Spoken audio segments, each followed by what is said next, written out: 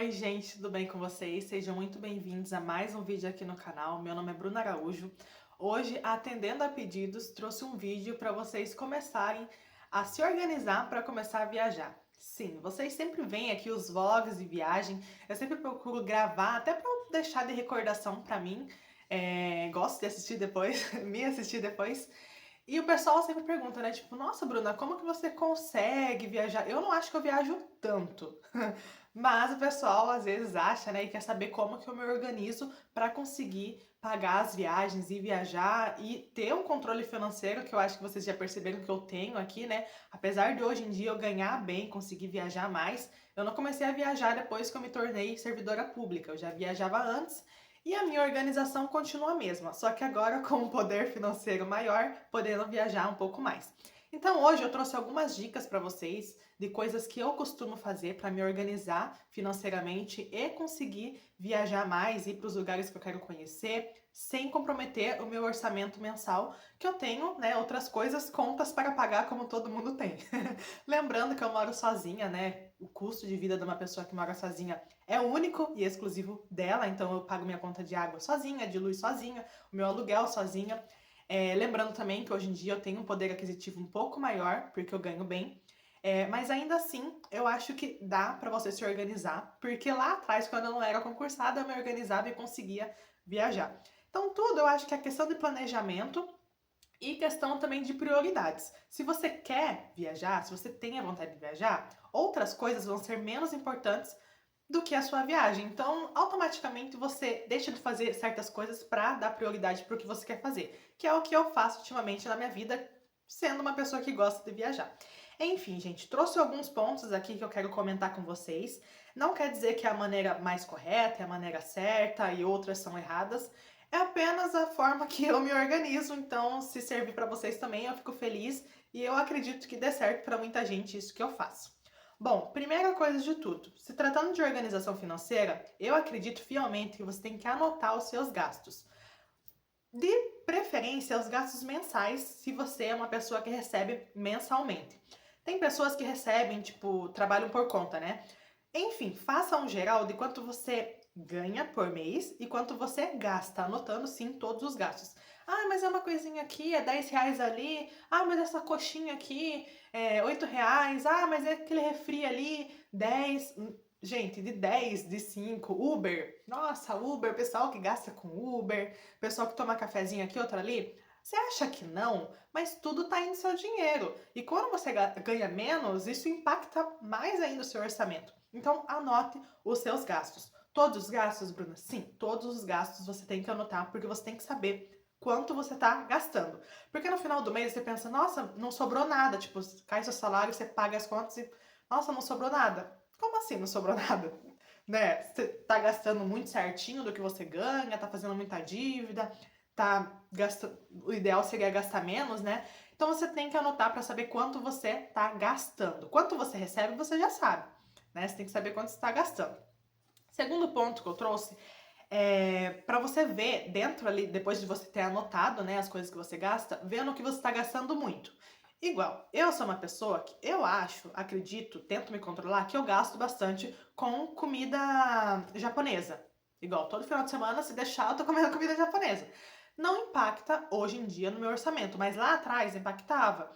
Ai, peço muito iFood. Hoje, graças a Deus, não impacta muito. Apesar de eu não pedir muito, eu acho, sabe? Mas lá atrás impactava. Então era coisa que eu cortava, eu diminuía. Confesso que eu sou um pouco radical nas coisas, sabe? Eu não consigo só diminuir, eu vou e corto.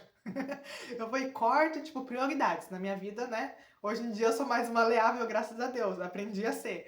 Mas se for importante pra você, tipo, e não fizer diferença, corta, sabe? Prioridades. Tudo na minha cabeça é prioridades. Então, enfim, diminua o que você tá gastando muito além do necessário. Ou tipo, ah, eu gosto muito, mas dá pra diminuir um pouquinho? Diminua, porque aí você vai deixar, não vai tirar tudo que você gosta de fazer, mas você vai ter um pouco mais de controle, diminuir um pouquinho, não vai ficar sem, né, se é importante pra você, e aí vai sobrar um pouquinho pra você gastar com as viagens, que é o tema desse vídeo. Bom, aí já tá a terceira dica, né, que eu disse pra vocês. Tinha anotado aqui, mas acabei falando antes, você diminuir os gastos desnecessários. Às vezes é uma coisa muito necessária, igual conta de luz. Não dá para eu deixar de pagar a minha luz. Mas o que eu posso fazer? Eu posso diminuir o consumo de energia. Ai, a luz está acesa. Pô, precisa ficar 3 luzes acesas? Eu sozinha em casa? Não, deixo uma acesa. Ai, água. Vamos diminuir a água. Poxa, eu tô gastando muito com o mercado. Eu percebo que no mercado eu compro muito refrigerante, compro muita bobeira, assim, vou diminuir. Pra quem acompanha aqui as minhas compras do mês, já percebeu que eu não sou muito de comer besteira. Realmente eu levo uma vida bem regrada, assim, com academia, como bem, então eu não consumo muita besteira. Isso impacta diretamente no meu orçamento, porque as bobeirinhas de mercado, gente, vai um valor razoavelmente alto se você for pegar muito coisa além, assim. Eu fico imaginando o pessoal que tem filho, tipo, que não dá pra deixar a criança sem uma bolachinha recheada, um salgadinho, que eles gostam, né? Eu fui uma criança que vivia à base de salgadinho, se deixasse.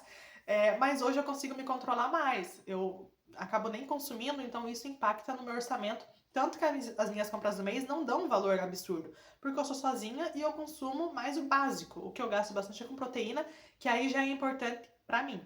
Deu pra entender mais ou menos? Diminua os gastos desnecessários. Todo mundo sabe o que é desnecessário, tá? Todo mundo sabe, não vai dar uma de louco não, porque você sabe que você tá gastando a mais e não precisava. Quarto aqui, que eu deixei marcado também, para você guardar um valor mensal para as viagens. Eu costumo me organizar marcando tudo que tenho que pagar no mês. Ah, tenho que pagar tal coisa, tal coisa. E aí eu acabo parcelando as minhas viagens, sabe? Antes de viajar, eu já tô com a viagem paga. Então, por mês, eu já separo um valor que eu tenho para pagar para as viagens. Se você não paga as viagens antes, igual eu, e quer guardar um dinheiro para depois comprar a viagem ou, né, gastar depois, você separa um valor mensal por mês. Ah, Bruna, como que eu faço? Você vai diminuir, né, os gastos que a gente estava comentando, os gastos necessários, vai diminuir o consumo de outras coisas. Depois de ter anotado e ter visto com o que você gasta, né, você vai diminuir e você vai guardar aquele valor que sobrar. E não espera ficar só sobrando. Você realmente tem que fazer acontecer, porque senão não vai sobrar. Você pega o valor, tipo, vou guardar aqui R$ 50 por mês. Ah, Bruna, mas R$ 50 é pouco, né? É pouco. Mas você pode ir aumentando com o tempo. Tudo é a constância. Você acostuma a guardar. Você sabe que todo mês é R$ 50 que você vai guardar. Daqui a pouco você está guardando 60, 100, 200, conforme a sua realidade. Tem gente que consegue guardar mais, tem gente que consegue guardar menos. Mas aí também a sua viagem vai ser de acordo com aquilo que você consegue pagar, né? E aí, aos poucos, gente, a gente vai viajando, conhecendo. Você começa com um pouquinho, daqui a pouco você tá guardando mais para ir viajar mais.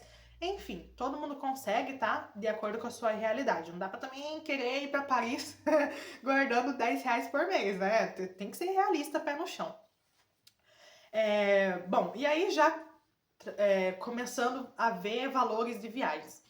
Bom, eu costumo viajar com excursões, então eu já meio que pago o pacote, tá tudo resolvido. Eu só vou, aproveito e volto.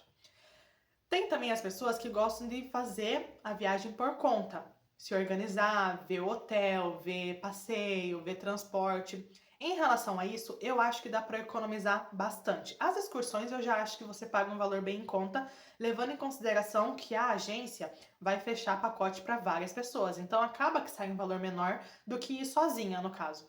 Mas se eu fosse sozinha, que é uma coisa que eu quero fazer ainda, tipo me organizar para ir para lugares sozinha, eu provavelmente, em vez de ficar em hotel, eu vou ficar 5 dias em tal lugar. Em vez de pegar um hotel pra ficar sozinha no hotel e pagar sozinha, né? No caso de ficar sozinha, se for em dupla, né? Claro, é óbvio, sai mais em conta. Mas eu procuraria ficar em hostel. Não sei se vocês já ouviram falar em hostel, mas são quartos compartilhados nesses locais que se chamam hostel, que é a mesma coisa que hotel, mas é um hostel, um negócio compartilhado lá. Procurem saber o que se trata. É muito mais em conta. Toda vez que eu ia fazer prova lá pra São Paulo, que eu precisava dormir, eu ficava em hostel. Já tinha um lá que a dona até já me conhecia. Ela abria o hostel pra mim tarde da noite, quando eu chegava em São Paulo. Saía cedo pra fazer prova, né? Ela já me conhecia, ela me liberava lá. Enfim, tinha acesso livre daquele hostel, porque eu tava virando quase sócia do hostel. Não gastava com hotel. Por quê? O conforto, isso, aquilo, pra mim, não era importante. Bom, hoje em dia já é outra realidade. Se eu for viajar, se eu for sozinha, eu vou querer ficar num hostel. Agora, se eu for com outras pessoas, depende do tipo de pessoa, aí você vai querer ficar num hotel. Passeio. Tem o transporte. Vou de Uber, tem trem, tem ônibus. Tem alimentação. Cara, alimentação em viagem. muda muito. Quando eu fui pra Morro de São Paulo, eu percebi que lá tinha, tipo, camarão, não sei o que, da abóbora, lagosta, não sei o que, R$ 300, R$ 250, prato pra 2 pessoas. Eu ia pagar R$ 250 pra comer sozinha, porque eu fui sozinha, né, pra lá? Não, tinha umas feirinhas lá que vendiam empadinha, tinha um negócio, nossa, eu não esqueço aquela feirinha, aquele balcão de bolo que tinha uma moça vendendo lá. E eu não comprei, me arrependi. Então, tipo, tinha alimentação, tipo de alimentação para vários tipos de pessoa. E dependendo do lugar que você fica, você pega aqueles Airbnb, né? Você consegue cozinhar, então você consegue diminuir os gastos. Então, a viagem ela é feita e planejada de acordo com o seu estilo de viagem. Se você quer gastar mais, tem que economizar mais para guardar mais. Se você é uma pessoa mais de boa, não liga muito, mais econômica na viagem, você consegue guardar menos para viajar com menos, ou viajar com mais e aproveitar mais o lugar, enfim, são estilos de viagens diferentes. Mas a organização acaba sendo a mesma, porque você vai precisar de dinheiro, sendo mais ou sendo menos, você vai precisar de dinheiro, tá? E por último, mas menos importante, agora um incentivo para vocês é começar. Você tem que começar, mesmo que seja com pouco, comece. Porque só você pegando o hábito de guardar o dinheiro, só você pegando o hábito de viajar, você vai ver que você vai gostar, entendeu? Você vai querer ir de novo, aí você vai ter um incentivo maior de, pô, foi tão legal aquela viagem que eu fui ano passado, eu quero ir de novo esse ano. E o que eu preciso fazer agora? Vou guardar.